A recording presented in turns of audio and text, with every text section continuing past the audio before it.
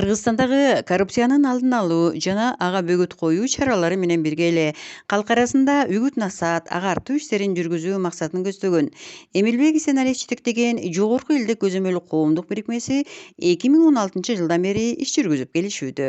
Исеналиев Эмилбек Аскевич ушул Жогорку элдик көзөмөл коомдук бирикмесин коррупцияга каршы негиздеп ушуну түптөгөнбүз. Ушулардын жетекчиси болом. Мунун баардыгын тең биз 5-6 киши болуп баштаганбыз. Бүгүнкү күндө Кудай буйрса ошол баягы түптөгөн себебибиз, Жогорку элдик көзөмөл деп айткан себебибиз биз деген мамлекетте элдик көзөмөл деген мыйзам орносун деген, ушундай статус берилсин деген сунушубуз бар да. Ошол эрекинди бүгүнкү күндө резолюция менен кабыл алдык.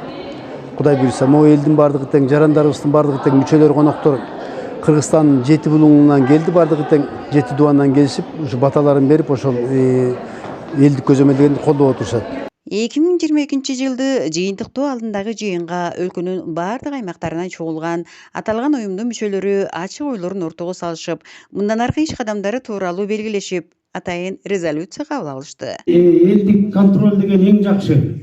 Себеби дегенде маселелер айтылып кетпеди. Жер боюнча, кадастр боюнча, айыл өкмөттөрдө, шаарларда, райондордогу ушу элдик контроль жер комиссиясында бирден адам болсо, жок дегенде же 2 адамдан болсо, биздин төрага айткандай комиссияда мүчөлөрү болсо, ошондо булар эч кандай коррупция болбойт.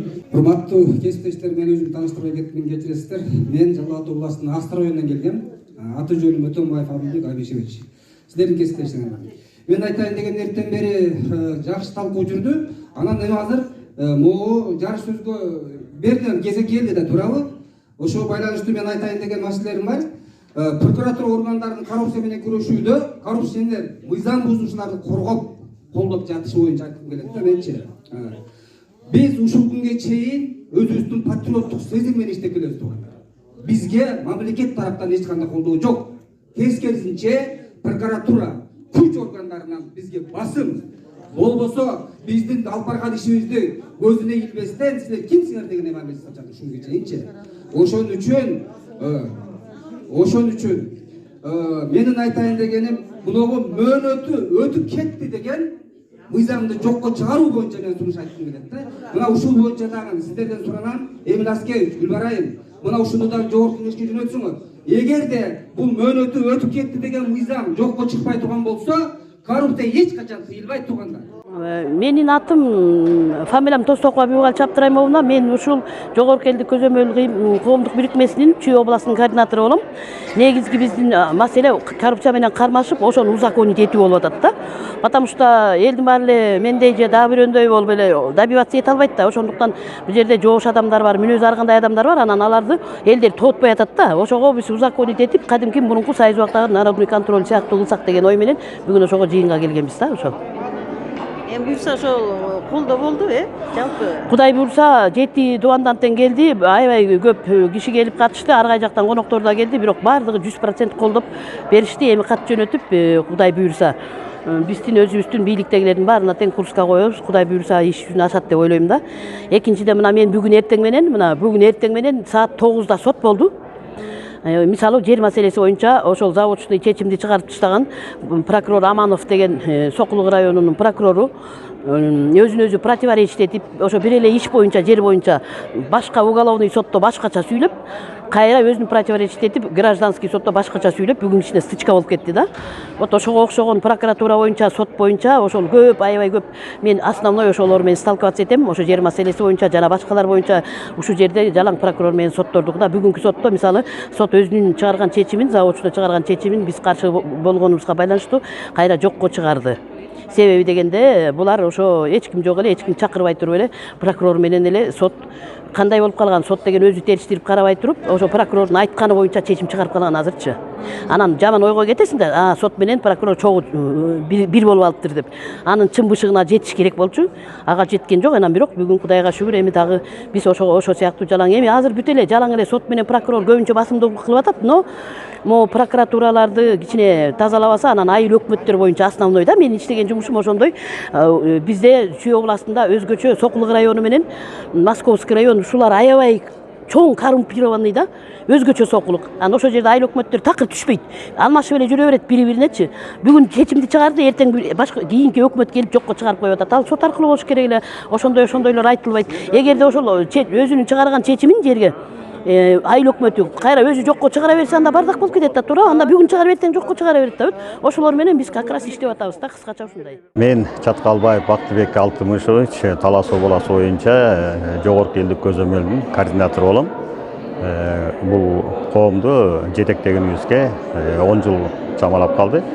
Буюрса бүгүн ушу жылдын этегинде өзүбүздө ушундай жакшы жыйын эле биздин төрагабыздын демилгеси менен ушу жогорку элдик көзөмөлдү элдин укугун дагы бекемдеп, ушуга бир өйдө жогору жактагы бийлик тараптары көңүл буруш үчүн өзүнчө бир статус алып, мыйзам чегинде иш алып барууга деген иш менен келдик.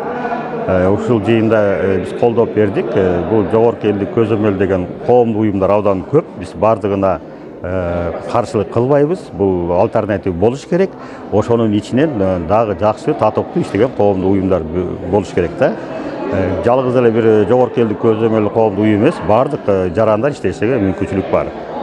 Ушун үчүн бүгүнкү болгон маселеде бул статус алуу боюнча, же болбосо комитет түзүү боюнча бул бийлик менен биргелешип иш алып баруу, Кыргызстанда болуп аткан мыйзамсыз нерселерди алдын алуу жана ушу жарандарга жардам берүү.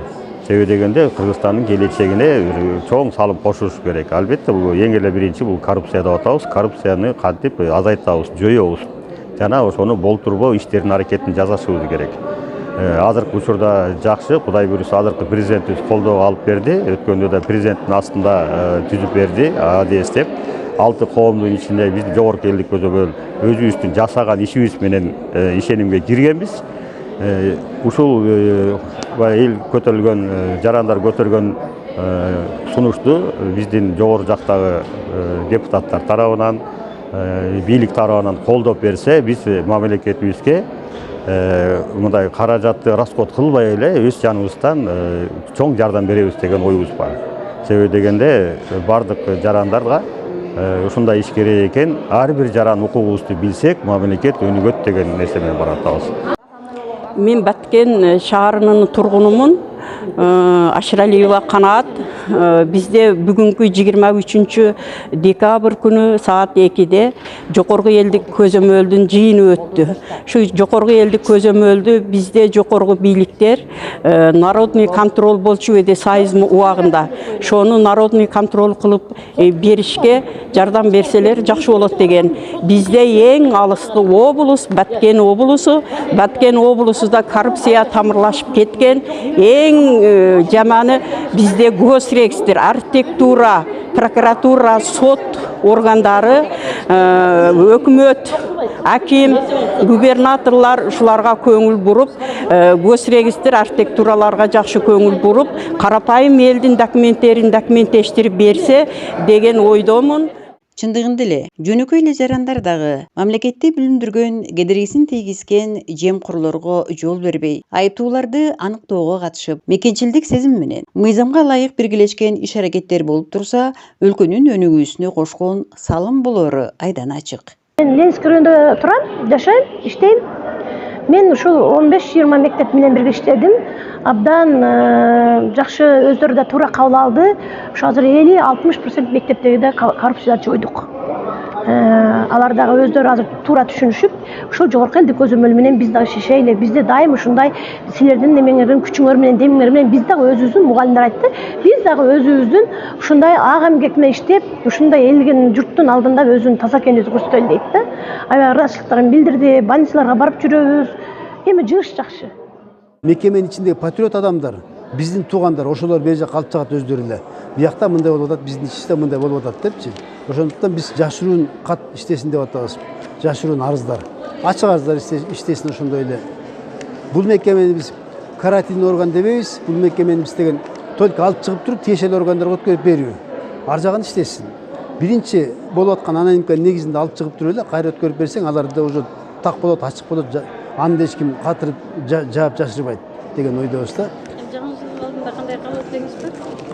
Жаңы жыл алдында мен ушул жаңы жыл алдында биз ушу мекемени бүгүн 5-күн жума күнгө өткөрдүк, Кудай буйруса.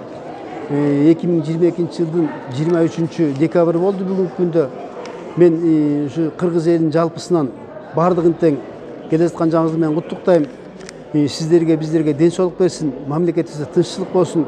Биздин мамлекетибизде эң негизгиси ушу туура эмес кеткен мыйзамдар туураланып, өңгүл жолдорубузду түздөп алсак деген оюм бар да. Ошондой кыргыз элине мен бакубат жашоону каалайм, кыргыздардан тышкары бололу дегенди каалайм кыргыз элине.